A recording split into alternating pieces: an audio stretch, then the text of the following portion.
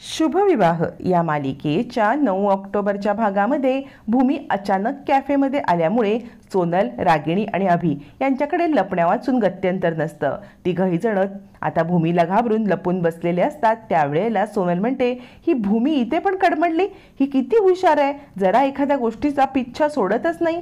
रागिणी म्हणते, पण सोनल, हिला हा कॅफेचा पत्ता कसा मिळाला? सोनल म्हणते, म्हणजे माझ्या बॉयफ्रेंड सोबत आधी मी इकडे यायचे, पण हाच पत्ता मी सबनीस मॅडमना मिसलीड करण्यासाठी दिला होता। मग सबनीस मॅडमने तिला हा पत्ता दिला असेल आणि ही आली इकडे मला शोधायला। याच्यावरती रागिणी म्हणते, अच्छा, म्हणजे सबनीस मॅडम हिचा मुहूर्त आहेत, तर हिला सगळी माहिती देणाऱ्या या सबनीस मॅडम आहेत। याच्यावरती सोनल म्हणते, तिने जर आपल्याला तिघांना इकडे पाहिलं ना तर खूप मोठा गोंधळ होईल, आपल्याला बाहेर पडलं पाहिजे। मग भूमी आता इकडे रिसेप्शनिस्ट सोबत बोलत असताना तिघही जण दबक्या पावलाने बाहेर पडतात। लगेचच रागिणी आणि आता अभिजित आपल्या कारमध्ये बसून निघतात, तर सोनल चालत। पण चालत जाणाऱ्या सोनलला भूमीने पाहिलेलं असतं। भूमी आता वळून बघते आणि सोनल इकडे असा विचार करत भूमी सोनलकडे असताना तिच्या पाठीमागून अभिजित आणि रागिणी यांची कार निघून जाते। पण सोनलवरती मात्र भूमीची नजर पडते। मग भूमी सोनलचा पाठलाग करते। हळूहळू सोनलच्या मागे जात ती विचार करते, कदाचित सोनलचा मला ॲड्रेस सुद्धा समजून जाईल आणि ती सोनलचा खरा ॲड्रेस शोधण्यासाठी सोनलचा पाठलाग करते।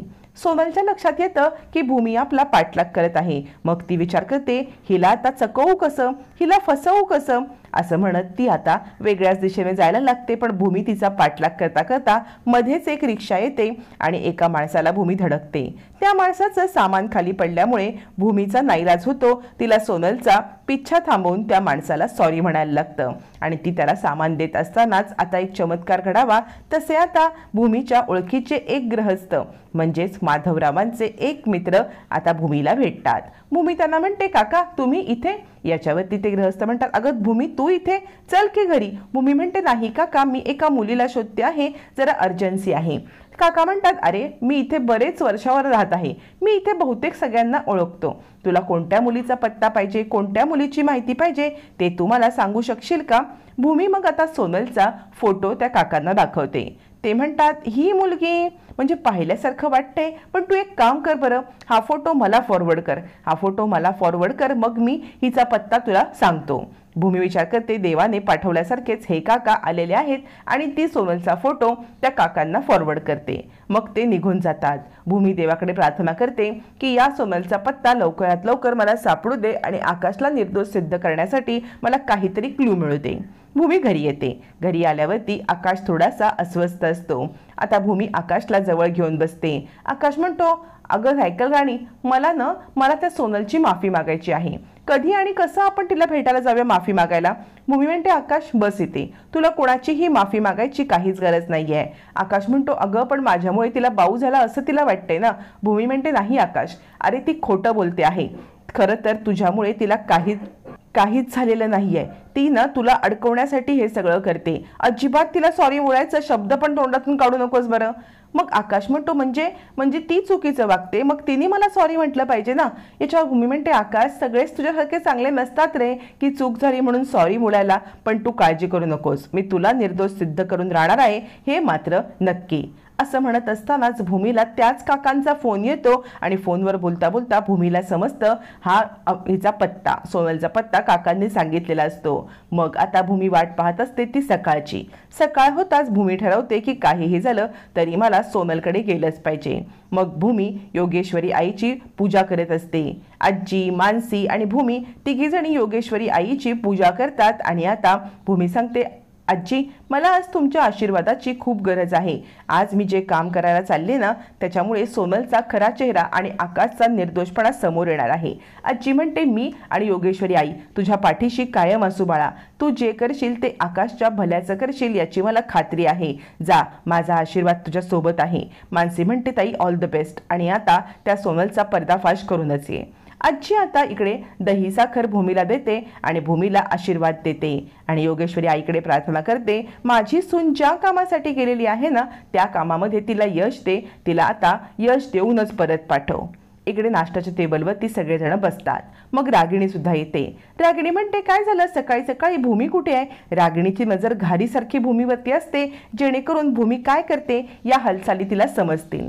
मानसी म्हणते, ताई सकाळी सकाळी सोनलकडे गेले, सोनलचा ॲड्रेस तिला सापडलाय म्हणून सोनलला ती भेटायला गेले.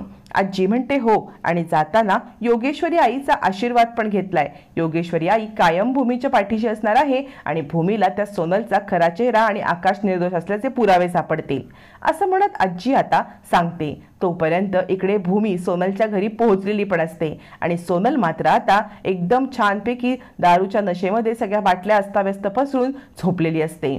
भूमी बेल वाजवत असते, पण बेल वाजवली असता बेल काही वाजलीच जात नाही.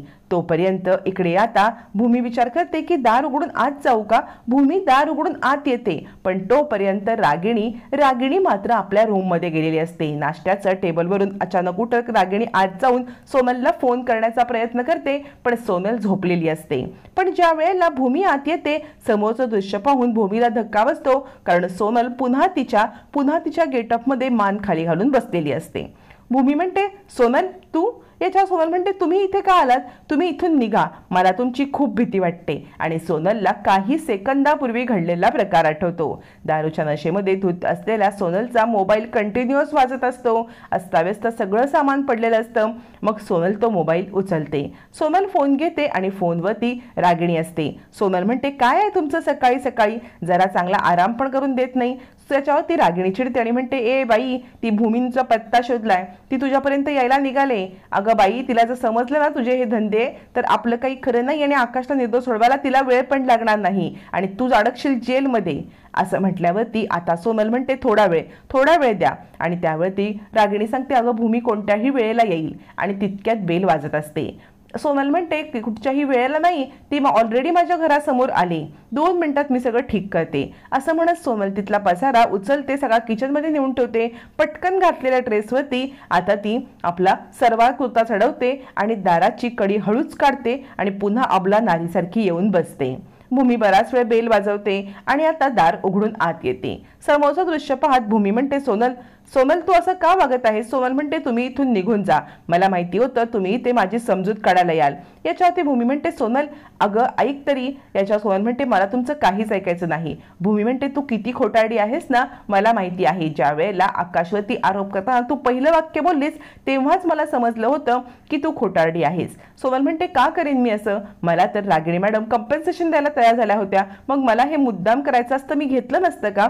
भूमी म्हणते, तुझा हे तू काय आहे मला माहित नाही, पण आकाशला अडकवण्यासाठी तू हे नाटक केलेलं आहेस हे मात्र नक्की. पण एक लक्षात ठेव सोनल, तुझ्या या नाटकांना मी भीक घालत नाही. तुझी ही नाटकं जगासमोर आणून मी आकाशला निर्दोष सिद्ध करणार आहे, कारण हे सगळं तू स्वार्थासाठी करतेस हे मात्र नक्की.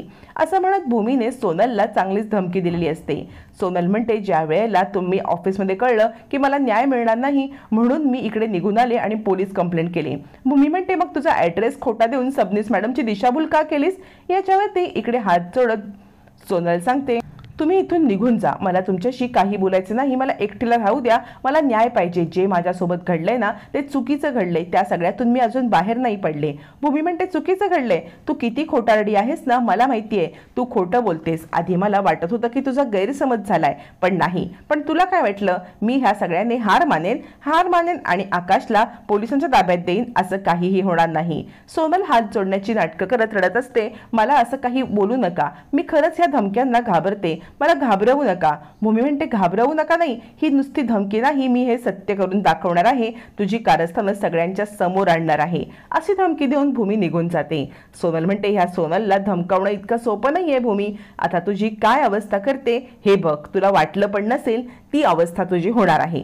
असं म्हणत सोनलने काहीतरी डाव केलेला असतो. मग इकडे पोलीस आता महाजनांच्या घरी येतात, भूमीला एक व्हिडिओ दाखवतात आणि म्हणतात, हा बघा व्हिडिओ, या व्हिडिओनुसार तुम्ही सोनलच्या घरी जाऊन तिला धमकी दिलीत, त्यामुळे या धमकी तुम्ही दिल्यामुळे तुम्हाला अरेस्ट करण्याची आमच्याकडे वॉरंट आहे. म्हणजे भूमी महाजन यांनी सोनल नाईकला धमकी दिल्यामुळे भूमी महाजन यांना अटक करण्यात येते. आता मात्र आजीला धक्का बसतो. आकाशचा अटक कॅन्सल होता भूमीला पुन्हा अटक, हे नवीन काय नाटक आहे? आजी, आकाश कुणालाच काही कळत नसतं.